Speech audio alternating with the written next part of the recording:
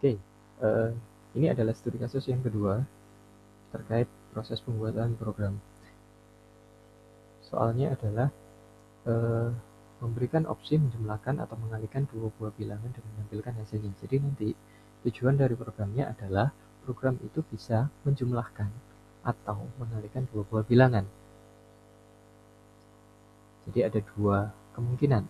Kalau tidak menjumlahkan ya mengalihkan. Nah, ini adalah tujuan dari program. Setelah itu, kalau misalnya kita ingin lebih gampang atau lebih mudah, maka kita buat semacam rancangan tampilan. Kira-kira nanti programnya itu tampilannya bagaimana. Nah, karena di sini tadi program bisa memberikan opsi kepada user mau menjumlahkan atau mengalihkan, maka di sini nanti akan muncul tampilan harusnya pilih. Jadi menampilkan menu operator, pilih operator gitu. Misalnya 1 jumlah 2 kali. Jadi nanti user bisa memilih. Kalau dia memilih 1, berarti dia akan melakukan penjumlahan, program akan melakukan penjumlahan. Kalau dia pilih 2, maka program akan melakukan perkalian. Masukkan operator. Oke, XX. Jadi di sini nanti user akan memasukkan entah itu 1 atau 2, tergantung dia maunya yang mana. Apakah mau mengalihkan atau melakukan penjumlahan. Nah, kemudian setelah user memasukkan operatornya seperti ini, kemudian nanti harusnya user juga akan memasukkan angkanya. Angka satunya berapa, kemudian angka 2-nya berapa. Nah, kalau ini semua datanya sudah masuk, operatornya sudah diketahui oleh program, kemudian angkanya juga sudah diketahui sama program, baru nanti program bisa menampilkan hasil. Hasilnya adalah berapa, ini didapatkan dari proses entah itu penjumlahan atau perkalian sesuai dengan yang dimasukkan oleh user di bagian operator ini. Oke, jadi ini adalah gambaran singkat terkait kira-kira nanti programnya bagaimana tampilannya. Nah, karena ini sudah lumayan jelas, baru nanti kita desain algoritmanya. Jadi urut-urutan prosesnya yang lebih detail seperti apa. Oke, baik. Karena ini tadi bentuknya adalah tampilan, yang sekarang ini adalah langkah-langkah yang nantinya akan dilakukan oleh program atau komputer untuk menjalankan program. Oke. Yang pertama tentu saja di sini program akan menampilkan.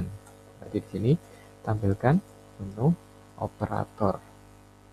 Oke, jadi operatornya bisa dipilih, jadi ada pilihan menunya muncul di layar. Kemudian nanti masukkan operatornya. Jadi nanti di sini prosesnya satu-satu. Program menampilkan operatornya dulu menunya, kemudian yang kedua baru user bisa memasukkan operator. Kemudian yang ketiga, masukkan angka 1, kemudian masukkan angka 2.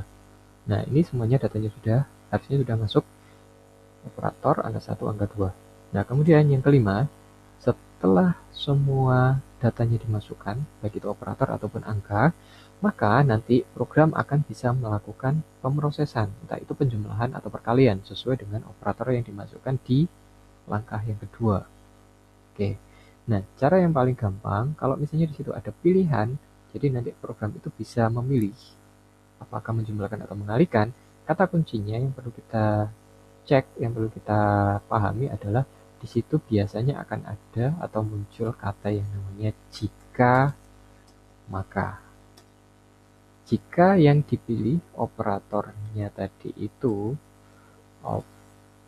operatornya adalah 1 atau tadi itu adalah penjumlahan, maka nanti yang dilakukan oleh program adalah hitung hasil, di mana hasilnya didapatkan dari penjumlahan angka 1 dan angka 2.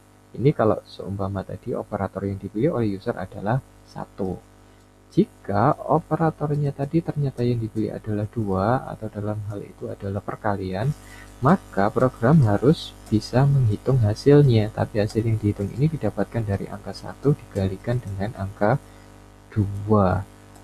Oke, sampai di sini selesai. Program sudah bisa memilih berdasarkan operator yang tadi dimasukkan oleh user di langkah yang nomor 2. Oke, sekarang yang nomor 6.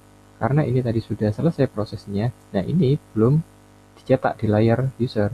Oleh karena itu di sini butuh proses untuk cetak hasil.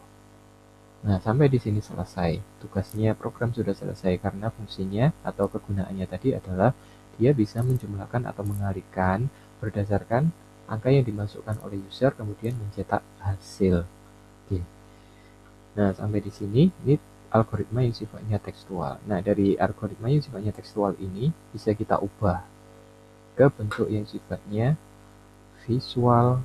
Nah, ini coba kita mulai dari awal lagi, barangkali seperti itu. Saya hapus dulu.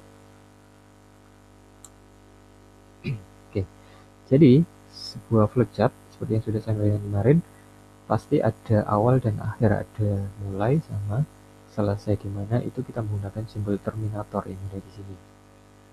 Oke, kemudian kita kembali ke yang teks.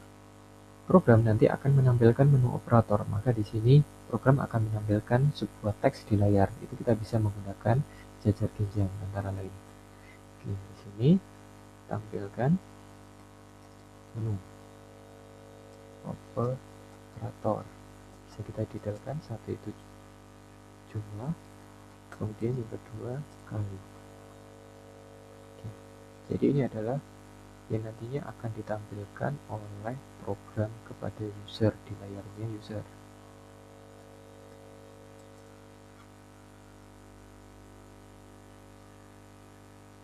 Oke, kita tarik garis flow line dari mulai ke sini. Jadi ini sifatnya berurutan.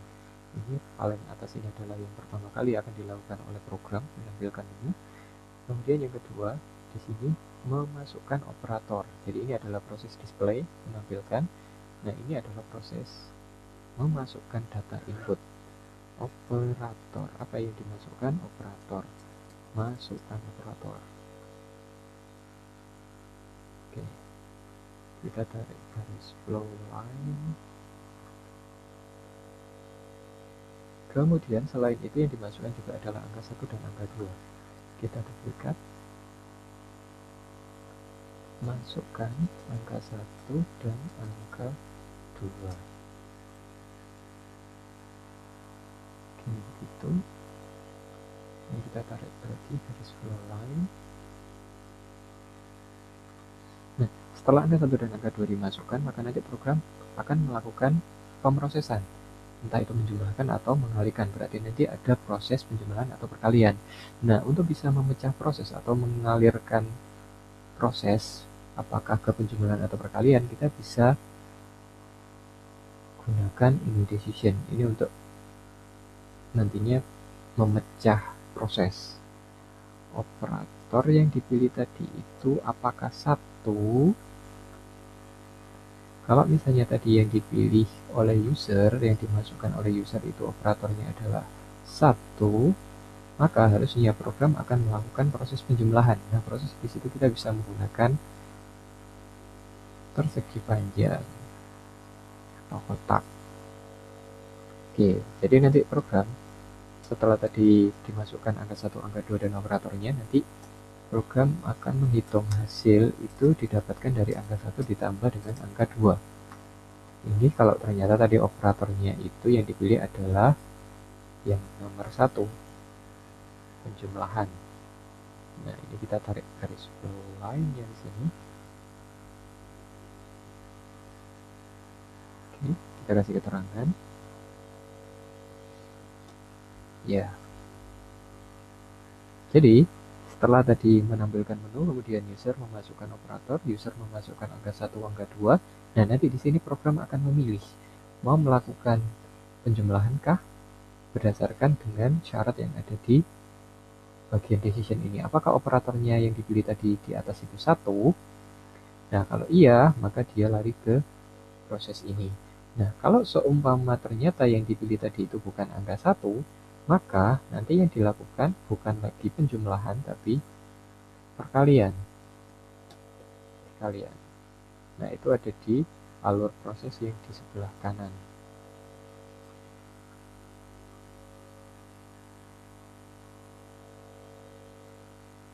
Oke.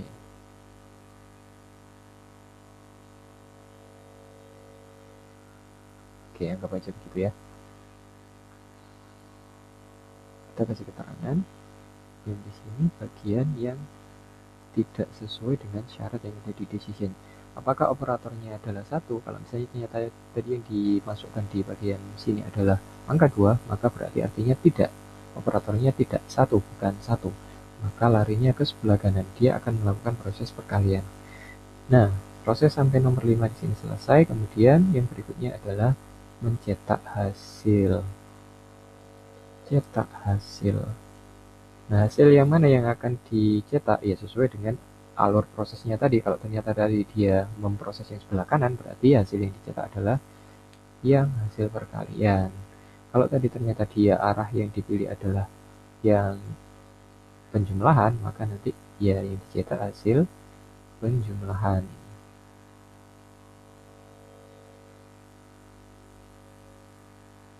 Oke, gitu. Nah, kemudian sudah selesai yang terakhir, kita kasih flow line ke bagian terminator terakhir selesai. Oke, jadi ini adalah hasil konversi dari algoritma yang tekstual ini ke bentuk flowchart menggunakan simbol-simbol yang sudah dijelaskan di slide kemarin. Oke, sekian, semoga ini bisa bermanfaat.